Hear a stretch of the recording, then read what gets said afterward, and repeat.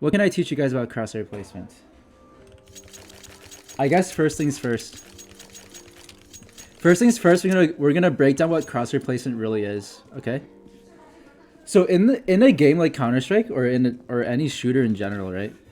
Any shooter in general, or not really, any game in general that requires you to play against another player and kill the enemy player as fast as possible, right? There's a thing called time to kill. Okay.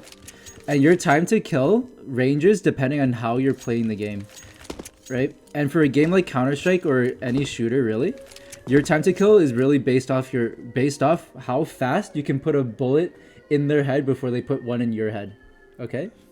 And that's really what crosshair placement is to minimize your time to kill, not by fancy flicks or fancy mouse movement like we've broken down before with how to aim, but more so by just preemptively knowing where someone is, right? So like imagine this. Imagine someone's running up on you and your crosshair is at head level, right? All you have to do as soon as they walk up is just shoot, and that takes like that's technically 1 millisecond, right? It's 1 millisecond to press the mouse, and then however milliseconds it takes for your brain to process the image on your screen. But imagine if my crosshair placement is really bad, like down here.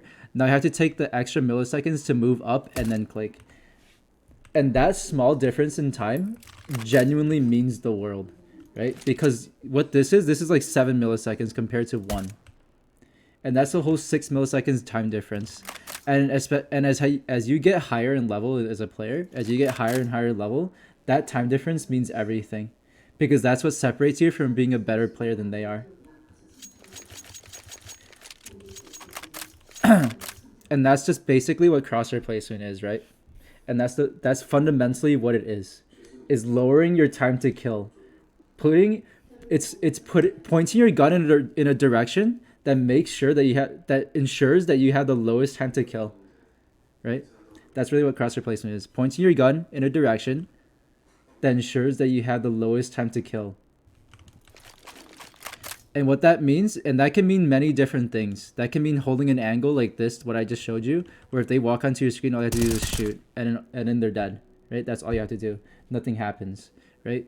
And that's pretty simple. That's something that most people understand, and I'm sure that I'm saying redundant information that you guys all already know this about crosshair placement. Is that put it at head level and put it where they're going to come out, right? And that's it. So now it's at head level, they're going to come out, you just shoot. That's pretty simple. You guys understand that. But things get a bit harder when you're attacking angles. This is why a lot of people in Counter-Strike specifically, they become very passive players, right? Is because when you're attacking an angle, what a lot of players do is that they don't realize that they're inside of a 3D space, right? Like I don't know how to describe it. They don't seem to realize that there's things beyond this wall. So what they end up doing is they just follow the wall like this, right? And this is actually really bad crosshair placement if you think about it. Unless you know that they're crossing to sight, right? Unless if you know that they're actively crossing to sight, there's no reason why you should ever be tracing the wall. Because look at this. Because imagine now if he was Palace, right? You would then have to like flick up, and like you would already be like reacting badly. Because look at how much time it takes me to do that. Because now I'm in my mind, I'm pretending that I'm reacting to someone Palace, right? So I'm swinging, and now I register him on my screen, and then I have to flick and then shoot. In that time, I guarantee you that guy's already looking at jungle, and he already has his crosshair on you. So you're already fighting a disadvantage battle. So again, if you know for a fact that they're not actively trying to cross the site, there's no reason why you should ever be following the corner. This is called following the corner. There's no reason why you should ever be doing this. The only time you would ever do this is if you know that they're actively crossing and that they can be in the open, right? Most of the time, you're going to be assuming that they're behind cover, such as behind that wall, under here, by Tetris, in sandwich, in this corner, up on top Tetris, or even like in the ramp down here, right? And the way that I memorize it, right, is just by visualize. So first, usually I'll be crossing from here, right? This is how I refresh in my mind whenever I'm crossing here, and I kind of forget where it is. But after like a certain amount of time, you'll like memorize where these places in the map are, right? But when I was first learning the game, how I memorized where these spots were was like I would cross by them, look at them once, trace it in my mind like this, and then go back to doing what I was doing, right? I'd throw my con set up, and then like I'd play top con or something, right? And I'd look here, right? And I'd come back and I'd be like, oh my god, where's Palace? But I remember in my mind exactly where I was tracing earlier, and it's somewhere here. And when I come out and I'm looking straight there, right? So in my mind, I've already burnt that image from earlier in the round. Earlier in the round, right? Unless if you're a super experienced player, you usually won't know these things unless you've looked at it already that round. Because there's no way that you're going to remember something from 2 minutes ago, especially in a high stakes, fast paced game like Counter-Strike. So you're gonna be, so then I burnt it in my mind, and it's somewhere here, and I just come out and look at it. That way, if I know that there's no one actively crossing, all I have to do is just follow this line, and I come out and just shoot at it. And now doing this is no different from holding an angle like this, and they're just walking out, and you're just shooting at their head, because you're technically not doing anything but counter strafing. And counter strafing, once you get really good at it, it becomes pretty much instantaneously, right? So I can just come out and just start shooting right away. It's like I just pretty much stood still and started shooting. It's the same thing. So this is why you see a lot of players, they'll like be putting their crosshair against the wall like this, and then they'll be coming out and shooting like that. A lot of higher level players will be doing this. Unless if they know that there's someone that could be crossing in the open, then they start tracing the wall. Then they start following this angle. Same thing with bottom ramp. It's somewhere over here, and I come over here, and it's somewhere here.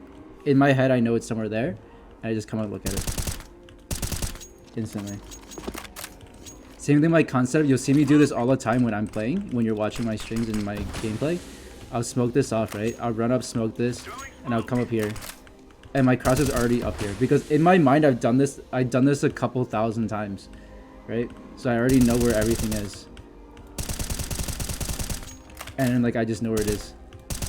But if you don't already know where it is, a lot of the times, if you don't know where something is, a lot of the times you're just gonna have to like wing it until you do know.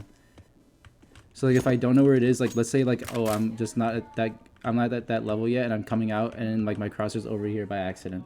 This is why some people jiggle. So if your crosshair placement is bad when you come out, realize that and then jiggle back. So that way you don't get killed, right? So if your crosshair placement is bad, jiggle backwards, adjust, and then come back out looking at the right angle.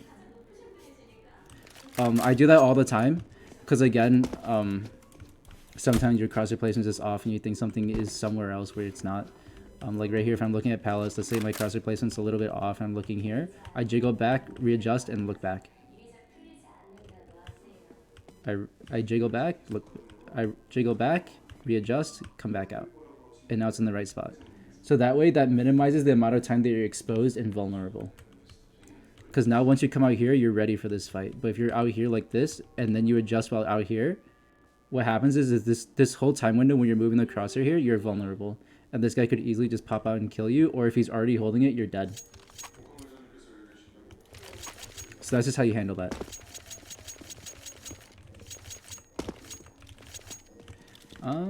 What else do you need to know about crosshair placement? I know some people struggle with knowing where head height is. If you're a new player and you're struggling to know where head height is, just look at a box. Most boxes in this game they go by a metric, right? It's for game design purposes and game balancing purposes, right? So if you see how all these boxes, they're kind of uniformly shaped. And even these boxes that are super high, there's a divider in the middle that tells you exactly where head height is. They use units. They use like square units in this game. If you take out a raw version of any map, like let's say like Mirage_Orange, right?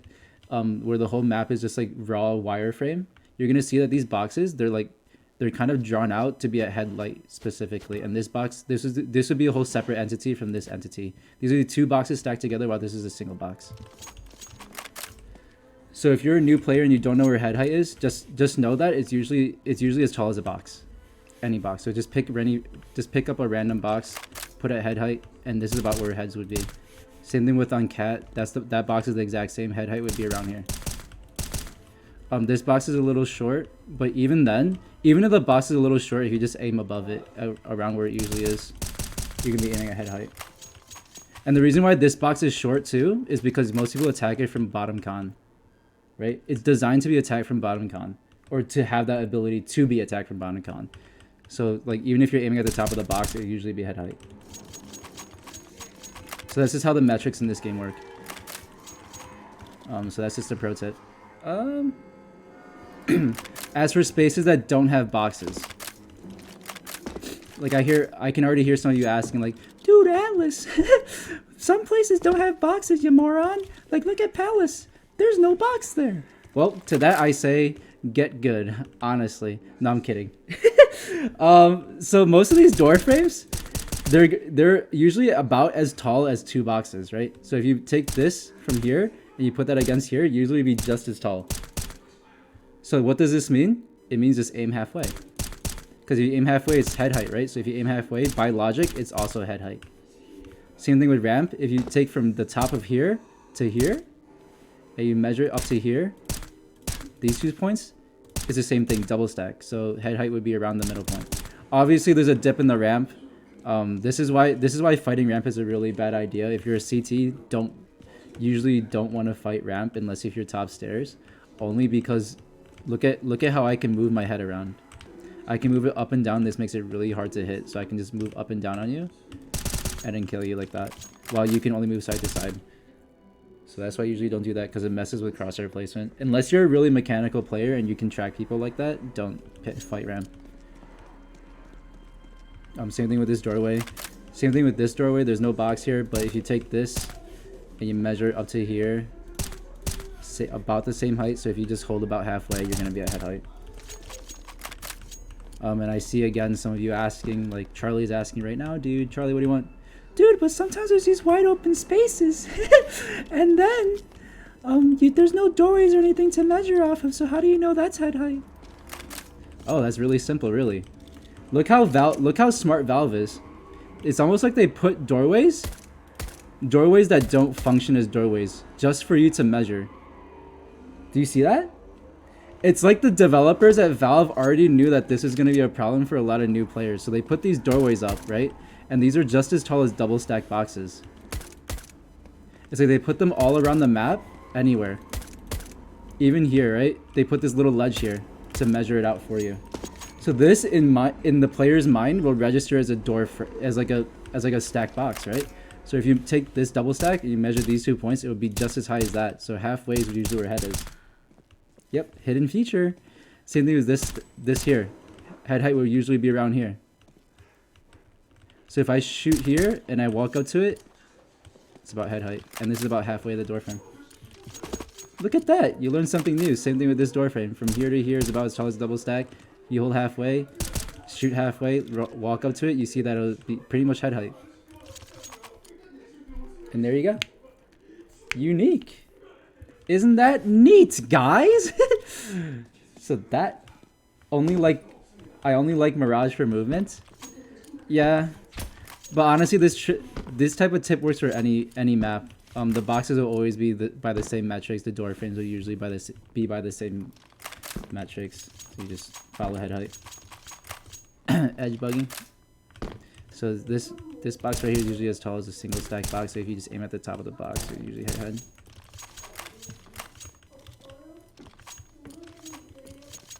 Oh yeah, I know what you're talking about.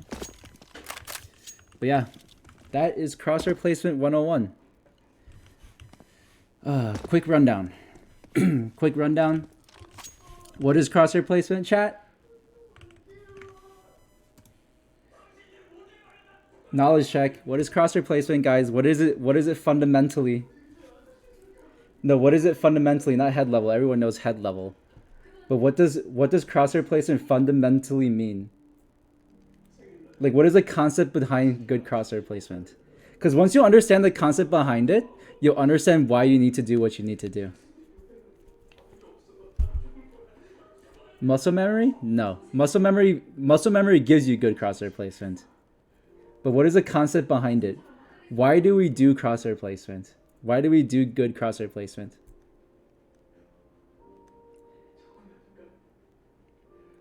To act as though you're watching the angle. You guys aren't listening! No, I said this at the beginning, right? The reason why we do crosshair placement is to decrease the time to kill. Good time to kill equals good crosshair placement. The reason why you have good crosshair placement is because it decreases your time to kill. You'll kill them faster than they kill you because your crosshair was where it needs to be when it needs to be.